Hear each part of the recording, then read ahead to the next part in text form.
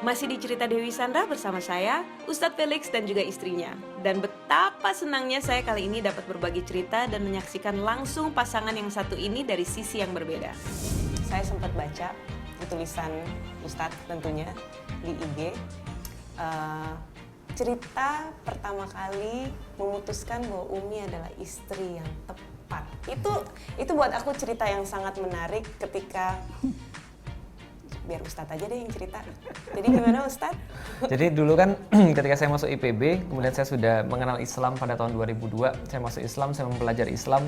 Nah, beberapa waktu setelah saya mempelajari Islam, mungkin sekitar 3 hampir 4 tahun ya saya mempelajari Islam, itu saya sudah mulai siap untuk menikah. Betul. Nah, waktu itu saya melihat kira-kira siapa yang cocok untuk kemudian jadi istri saya. Jadi incerannya udah anak kuliah nih ya, anak Kuliah. kampus ya. Alhamdulillah, Okay. kemudian ya. Nah, ketika itu waktu itu adalah praktikum agronomi, saya masih ingat sekali. Kita nanam kedelai, dan nanam kedelai itu kan pasti kan musim hujan ya. Setelah musim hujan, tanah masih basah, becek sekali. Nah, ini ada orang yang saya lihat ternyata masuk sawah itu dia pakai kaos kaki. Jadi kaos kaki itu masuk sawah terus kemudian lumpuran masuk. Saya pikir dalam hati, wah kalau saya jadi dia ini pasti setelah pulang nih saya buang nih kaos kakinya. Ini kan kotor sekali sampai jilbab-jilbab juga di bawah. Cuci tuh kan. Oke. Iya makanya Masya Allah. Nah saya pikir, tapi yang sebenarnya saya mikir, loh ini ketaatannya pada Allah luar biasa. Kan jarang sekali ada seorang akhwat yang kemudian dia mau masuk ke dalam sawah, dia tetap berjilbab dan berhijab syar'i dan pakai kaos kaki. Saya pikir, karena dia taat pada Allah, berarti ini cocok jadi istri saya. Nah, kenapa? Karena kalau dia taat pada Allah, itu menjamin ketaatannya pada suaminya. Nah itulah kemudian akhirnya saya milih istri saya ini. Nah akhirnya seperti tadi sudah dikatakan, di dalam Islam itu kan tidak ada pacaran ya. Jadi saya khitbah langsung, saya minta dia untuk jadi istri saya, kita lewat surat waktu itu. Setelah kita khitbah, kita ta'aruf, kemudian akhirnya kita memutuskan untuk menikah. Tapi memang ada proses ta'arufnya berapa lama? proses ta'arufnya itu berlanjut ya. Kemudian ada satu waktu ketika di dalam Islam tidak ada pacaran, sudah khitbah diterima ketika ke orang tuanya bilang nanti saja setelah dia lulus kuliah. Nah akhirnya kita pending proses khitbahnya dan ya setelah dia lulus kuliah baru kemudian kita lanjutkan. Prosesnya paling sekitar 3 bulan 6 bulan ya kalau saya nggak salah sampai pernikahannya. Alhamdulillah. Itu umur berapa Ustadz waktu menikah? 22 tahun. 22 tahun. Itu muda banget. Alhamdulillah. Untuk anak-anak zaman sekarang 22 tahun, masih mau main-main dulu.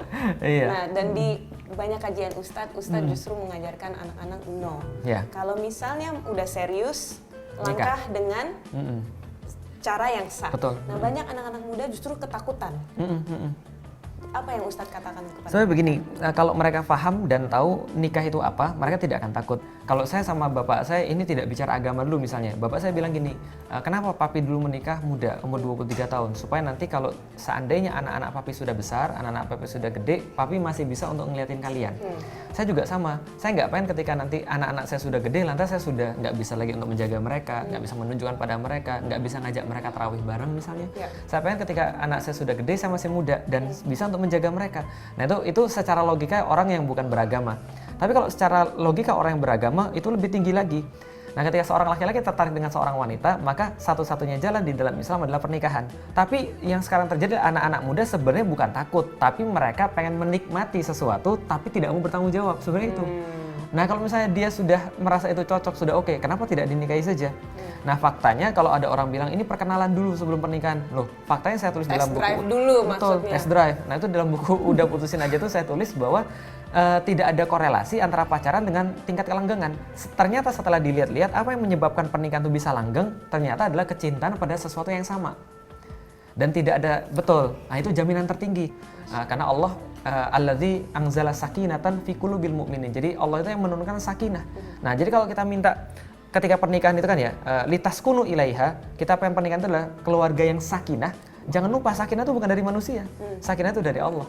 Nah, ketaatan pada Allah itu menjadikan sakinah. Insya Allah. Jadi sekarang udah menikah berapa tahun?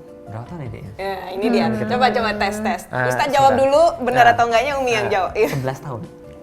Ya, benar. Alhamdulillah. Alhamdulillah. Saya ngitungnya soalnya. Dan sudah memiliki 4 anak. 4 anak, alhamdulillah. Umi, nah, satu hal yang sangat menarik juga dari pasangan keluarga ini adalah Ustadz yang menurut saya nih cukup idealis.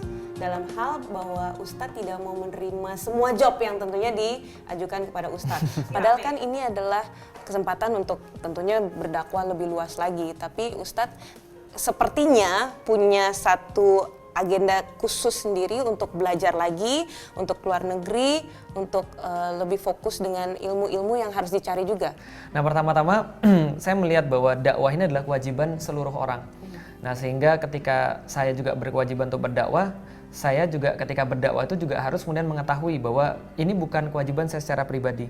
Nah, karena itulah saya memberikan kesempatan pada yang lain, misalnya kalau misalnya untuk dakwah, maka sekarang kalau ada yang datang kepada saya permintaan, saya lebih banyak merekomendasikan orang-orang yang saya harapkan mereka bisa menggantikan di masa depan. Karena bagaimanapun saya nanti akan bertambah tua, terus kemudian harus diganti oleh generasi berikutnya. Yang kedua, saya melihat keluarga ini adalah sebuah institusi yang sangat penting sekali. Dan laki-laki itu adalah produk daripada keluarga sebenarnya. Misalnya kita bisa melihat kenapa ibunya Imam Bukhari, ibunya Imam Syafi'i sampai mati-matian kemudian untuk mendidik anaknya. Karena seorang ibu ini bisa mendidik seorang anak yang kelak anak ini bisa menyadarkan jutaan orang bahkan. Nah, maka bagi saya secara pribadi, keluarga ini juga harus mendapatkan bagian dalam dakwah saya. Karena kalau saya berdakwah pada orang lain, saya harus memastikan keluarga saya benar. Kalau keluarga saya nggak benar, lalu bagaimana saya bisa mencontohkan pada yang lain? Nah, yang ketiga, istri saya juga misalnya contoh memberikan beberapa syarat. Nanti kalau Ramadan jangan pergi keluar kota ya, nah itu saya sanggupi. Maka Ramadan ini kita nggak pergi keluar kota. Berarti Umi juga memberikan rules, do's and don'ts-nya ya? Iya, alhamdulillah. Nah, kita kemudian perbaiki sholatnya anak seperti apa, kemudian anak-anak yang masih perlu kemudian seperti apa, kita perbaiki bacaan Al-Quran mereka. Nah, ini kan adalah hal-hal yang mungkin sederhana, tapi bagi saya penting. Karena ini dilalaikan oleh, mohon maaf, beberapa orang-orang yang lain. Karena misalnya dia berdakwah di luar, tapi ternyata anaknya tidak terurus. Nah, ini juga saya tekankan pada istri saya, jangan sampai kita memperbaiki anak orang lain, ternyata anak kita justru jadi fitnah buat kita ke depannya mungkin. Nah, ini bagi saya ya, secara tidak langsung, mohon maaf, adalah dakwah juga. Karena bagaimanapun juga ketika orang lihat anak-anak kita, mereka akan mengambil dari situ. Mereka akan kemudian mempelajari dari situ. Nah, karena itulah waktu untuk keluarga itu harus diutamakan sebenarnya. Daripada ngisi-ngisi di luar. Walaupun tentu saja ada beberapa hal yang sudah saya juga minta dia. Nanti kalau kita sudah nikah, siap didoakan oleh Allah dan Rasulnya. Maksudnya apa? Kalau nanti saya harus mengisi, jangan protes. Ya, tapi kadang-kadang namanya manusia gitu kan ya. Lagi hamil kok ngambil jadwal sih. Ini kan Umi sebentar lagi mau melahirkan kok ambil jadwal. Pernah gitu Umi? Alhamdulillah. Anak ke... Semua gitu kan. Tapi alhamdulillah, Empat-empatnya? iya, alhamdulillah saya dikasih kemudahan oleh Allah, empat-empatnya saya ngelihat melahirkan. Masya Allah. Walaupun setelah lahir saya langsung minta izin, Umi, Abi ngisi dulu ya gitu. Seringnya begitu. Sama-sama masing-masing harus mengorbankan banyak hal. Iya, betul. Tapi tentu saja tetap harus ada porsinya untuk keluarga. Iya. Tetap harus ada porsinya. Dan mudah-mudahan untuk teman-teman yang lagi nonton cerita Dewi Sandra, jangan kemana-mana karena setelah ini kita mau yang lebih ringan lagi deh, jangan berat lagi. Kita mau senang-senang sama Umi dan juga Alhamdulillah. Ustadz. Ada sesuatu yang lucu soalnya. Tetap di cerita Dewi Sandra.